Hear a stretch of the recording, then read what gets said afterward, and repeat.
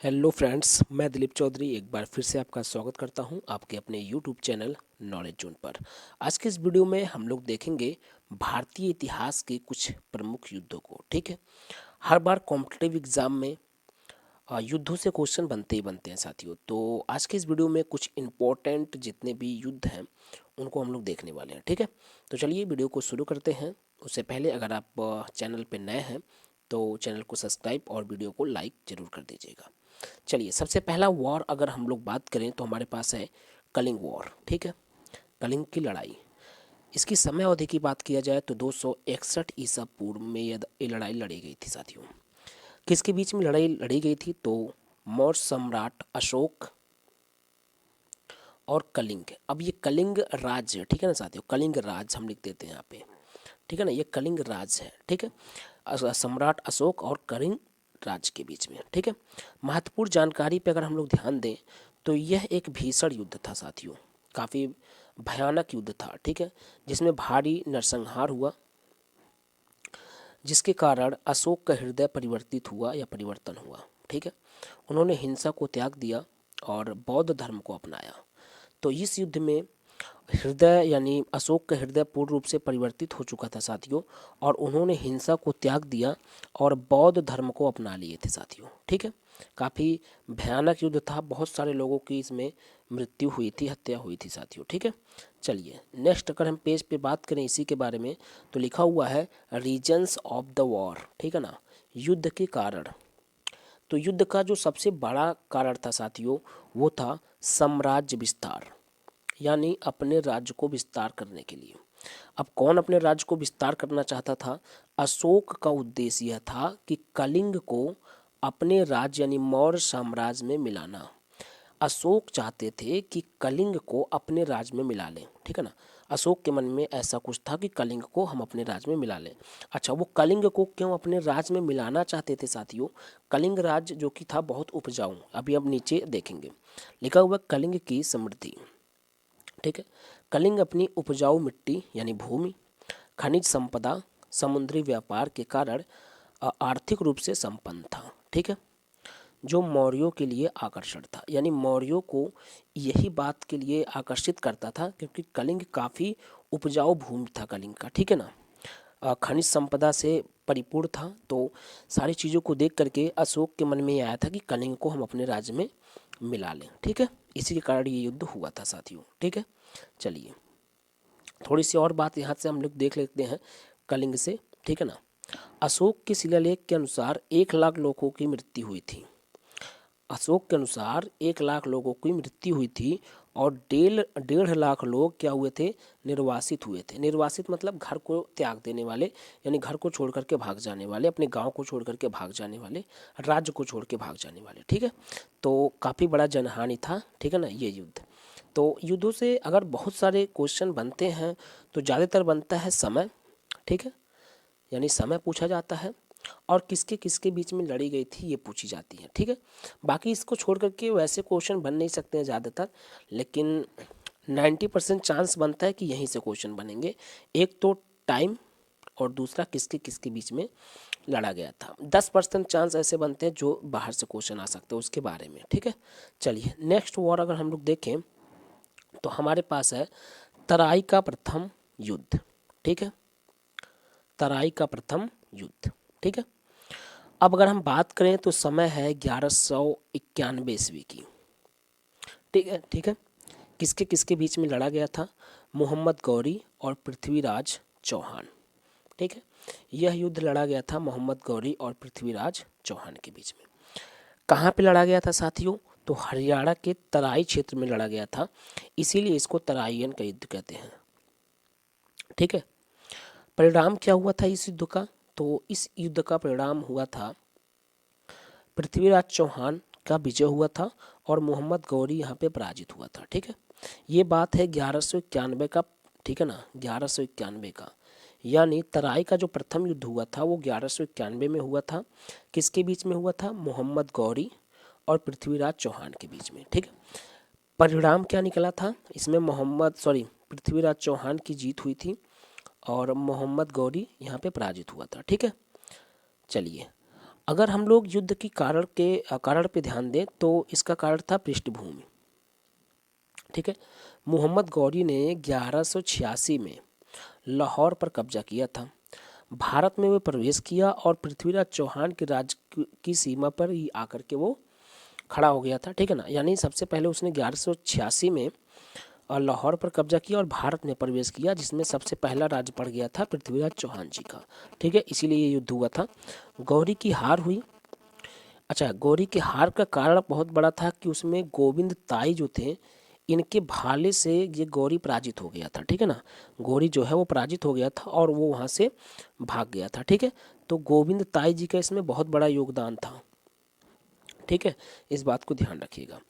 पृथ्वीराज चौहान जी का सबसे बड़ा भूल क्या था, इस बात को भी आप ध्यान दीजिएगा कि पृथ्वीराज चौहान जी का सबसे बड़ा भूल था कि जब ये गौरी, मोहम्मद गौरी, गोविंद ताई की भाले से पराजित हुआ, ठीक है ना, तो वो वहाँ से भागा। ठीक है, भागा। पृथ्वीराज चौहान जी का यहाँ पे भूल था ये कि जब वो भागा तो उसका पीछा उन्होंने नहीं किया। यहाँ पे देखिएगा, पृथ्वीराज चौहान ने गौरी का पीछा नहीं किया। ठीक है ना, वो भाटिंडा के किले को फिर से जीतने पर ध्यान देने लगे और यही इनकी सबसे बड़ी यहाँ पे भूल हो गई थी। ठीक है, वो भाटिंडा के किलों को फिर से जीतने के लिए प्रयास करने लगे, जिससे गौरी को दोबारा शक्ति जुटाने का मौका मिला और 1192 में तराई का दूसरा युद्ध हुआ। बात को ध्यान से समझिएगा। गौरी यहाँ पे जब गोविंद ताई जी का भाला लगा तो पराजित हुआ और वहाँ से भाग गया। पृथ्वीराज चौहान जी का भूल यही था कि वो उनको उसका पीछा नहीं किए। ठीक है ना, उन्होंने भाटिंडा के किलों को जीतने का प्रयास करने लगे, भाटिंडे के किले पर फिर से ध्यान देने लगे और गौरी को वहाँ से मौका मिल गया दोबारा युद्ध करने के लिए। और 1192 में उसने फिर से दोबारा युद्ध किया, जिसको हम लोग बोलते हैं, क्या बोलते हैं, तराइन का दूसरा युद्ध। ठीक है ना, ये हुआ था 1192 में। अगर पहले युद्ध की बात किया जाए तो 1191, दूसरी युद्ध की बात की जाए तो 1192। ठीक है ना, बाकी पृथ्वीराज चौहान और मोहम्मद गौरी के बीच में दूसरा युद्ध भी हुआ था, लेकिन उसमें गौरी का विजय हुआ था और पृथ्वीराज चौहान जी की हार हुई थी। ठीक है, तो चलिए इसको हम भी देख लेते हैं। देखिए यहाँ पे है तराइन का द्वितीय युद्ध। ठीक है ना, कब हुआ, 1192 में हुआ। ठीक है ना, बाकी कहाँ पे हुआ था तो हरियाणा तराइन। ठीक है ना, ये तो पहले भी हम लोग देख चुके हैं। कौन, मोहम्मद गौरी। ठीक है ना, अच्छा ये घुरीद वंश से था, इस बात को भी ध्यान रखिएगा। और पृथ्वीराज चौहान, ठीक है, राजपूत संघ, राजपूत वंश भी हम कह सकते हैं। ठीक है ना, परिणाम क्या हुआ, गौरी का जीत हुआ था वहाँ पे। ठीक है, और वहीं से भारत में मुस्लिम की स्थापना हुई। ठीक है, शासन शुरुआत में आ गया, मतलब मुस्लिमों का राज शुरू हो गया था, इस बात को ध्यान में रखेंगे। ठीक है, चलिए। अच्छा यहाँ पे कारण क्या थे, कारण क्या था मैं थोड़ा सा आपको बता दूं, उसके बाद नेक्स्ट वॉर पे हम लोग चलेंगे। तो यहाँ पे कारण क्या था कि पृथ्वीराज चौहान जी की हार हुई। ठीक है ना, तो सबसे बड़ा कारण ये था कि जो जयचंद, ठीक है ना, जयचंद, ठीक है, कन्नौज का राजा, उन्होंने इनका साथ नहीं दिया था। ठीक है ना, इस बात पे ध्यान रखिएगा, जयचंद ने इनका साथ नहीं दिया था, जिसके कारण इनकी ये पराजित हुए थे। और बाद में मोहम्मद गौरी ने जयचंद को भी पराजित कर दिया था। ठीक है, तो उन सब चीज़ों को हम लोग देखेंगे। जैसे देखिए चंदावर का युद्ध, ठीक है ना, कहाँ का, चंदावर का युद्ध। अब यहाँ पे देखेंगे ये हुआ था 1194 में। कितने में, 1194। और 1192 में क्या हुआ था, अभी हमने आपको बताया 1192 में क्या हुआ था, जस्ट इसके पहले तराइन का युद्ध, द्वितीय युद्ध 1192। देखिए हमने बताया ये युद्ध हारने के पीछे क्या कारण था कि जो जयचंद, ठीक है ना, जयचंद, ये जयचंद ने पृथ्वीराज चौहान जी का साथ नहीं दिए थे। ठीक है, तो जयचंद को भी पराजित किया बाद में 1194 में, इसी को हम लोग बोलते हैं चंदावर का युद्ध। ठीक है, देखिए ये स्थान था, ये समय था 1194 और स्थान था चंदावर। ठीक है, लड़ने वाले कौन थे, मोहम्मद गौरी, जो कि घुरीद, ये तो हम पहले भी बता दिया, घुरीद वंश से था, और राजा जयचंद, ठीक है ना, जो कि कन्नौज के शासक थे या राजा थे। ठीक है, परिणाम क्या हुआ था, मोहम्मद गौरी का यहाँ भी जीत हुआ था और जयचंद की मृत्यु हुई थी। आँख में तीर, मतलब आँख में तीर लग गया था, जिसके कारण इनकी मृत्यु हुई थी। ठीक है ना, इनका वंश अगर हम लोग बात करें जयचंद का, तो ये क्या था, गढ़वाल वंश था। ठीक है। नेक्स्ट वार की अगर हम लोग बात करें तो यह है पानीपत का प्रथम युद्ध। ठीक है ना, पानीपत का प्रथम युद्ध। पानीपत का प्रथम युद्ध किसके बीच में हुआ था? तो लड़ने वाले कौन कौन थे? तो लड़ने वाले थे बाबर, ठीक है ना, काबुल से, यानी काबुल से था ये, ठीक है ना, बनाम किसमें? इब्राहिम लोदी, ठीक है ना, दिल्ली सल्तनत का सुल्तान, उतने समय दिल्ली सल्तनत का सुल्तान था साथियों। ठीक है।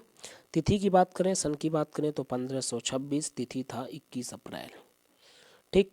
स्थान पानीपत यानी हरियाणा, यानी हरियाणा में पानीपत। ठीक है।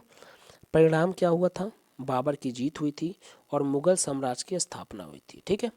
इब्राहिम लोदी की मृत्यु और लोदी वंश का अंत। ठीक है। यानी इब्राहिम लोदी की मृत्यु हुई थी और लोदी वंश का अंत हुआ था। ठीक है। अब यहाँ पे एक बात आप ध्यान में रखिएगा, यहाँ पे देखिएगा लिखा हुआ है बाबर की जीत। ठीक है ना, तो बाबर की जीत हुई थी क्योंकि बाबर के पास तोप, बारूद, ऐसे बहुत सारी चीज़ थे उतने समय। बाकी तो और सब लोग भाले से लड़ाई लड़ा करते थे, तलवार से लड़ाई लड़ा करते थे, बट बाबर के पास कुछ ज़्यादा ही हथियार थे, जैसे अब कुछ एडवांस हथियार थे। ठीक है। बंदूक वगैरह, तोप वगैरह भी थे। ठीक है। चलिए देखिए, पानीपत का प्रथम युद्ध से जुड़ी हुई कुछ और भी बातें हम लोग यहाँ से देख लेते हैं। ठीक है। लिखा हुआ है भारत में मुगल साम्राज्य की स्थापना हुई, ठीक है, यहीं से, और दिल्ली सल्तनत में लोदी वंश का अंत हुआ। ठीक है, वो तो अभी हमने पहले अभी आपको बता दिया। भारतीय युद्धों में बारूद और तोपखाने का प्रभावी ढंग से उपयोग किया गया। ये बाबर के आने के बाद हुआ, बारूद और तोपखाने का उपयोग। बाबर ने अपने साथ में बारूद और तोपखानों का भी प्रयोग किया करता था लड़ाई में, इसलिए बाबर के अधिकांश जीत हो जाया करते थे। ठीक है ना, क्योंकि इसके पास एडवांस कुछ हथियार थे, जैसे तोप, बारूद, ऐसे कुछ। ठीक है। नेक्स्ट अगर हम लोग बात करें तो है खानवा का युद्ध। ठीक है। खानवा का युद्ध, समय 17 या 16 मार्च 1527। ठीक है। स्थान खानवा, जो कि आगरा के पास है। ठीक है ना। लड़ने वाले कौन कौन थे? बाबर और राणा सांगा। ठीक है। बाबर जो कि मुगल से, राणा सांगा मेवाड़, और राजपूत संगठन भी था। ठीक है ना। परिणाम क्या था? बाबर का जीत हुआ था। ठीक है ना, तो इस बात को ध्यान में रखिएगा। अगर हम लोग नेक्स्ट की बात करें तो है घाघरा का युद्ध। घाघरा का युद्ध देखेंगे, तिथि अगर हमारे पास है तो यहाँ पे है 6 मई। ठीक है ना, यानी 6 मई 1529। ठीक है।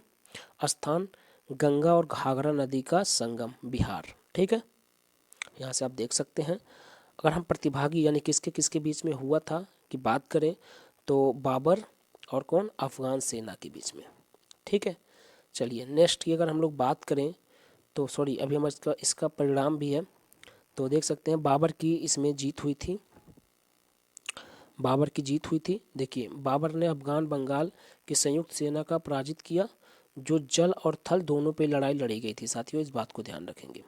साम्राज्य विस्तार की बात करें तो इस जीत में बाबर के साम्राज्य को हिमालय से ग्वालियर और आक्सस नदी से घाघरा नदी तक फैला दिया गया। ठीक है। जिससे भारत में मुगल सत्ता पूरी तरह से स्थापित हो गई थी। और ये लड़ाई जो था, ये बाबर का अंतिम लड़ाई था। ठीक है, देख सकते हैं यहाँ पे, यह भारत में बाबर की अंतिम युद्ध था। ठीक है। इसके बाद लगभग 1.5 साल बाद यानी 1530 में बाबर की मृत्यु हो गई। ठीक है, 1530 में बाबर की मृत्यु हो गई साथियों। अब नेक्स्ट वार पे हम लोग चलेंगे, तो अगला है पानीपत का द्वितीय युद्ध। ठीक है, पानीपत का द्वितीय युद्ध। ठीक है, लेकिन उससे पहले भी अगर हम आपको बताएं तो आप इसके बीच में 2 युद्ध छूट रहा है, बट वो इतना इम्पोर्टेंट नहीं है थोड़ा सा, लेकिन मैं आपको बता देता हूँ। एक है चौसा का युद्ध। ठीक है, चौसा का युद्ध।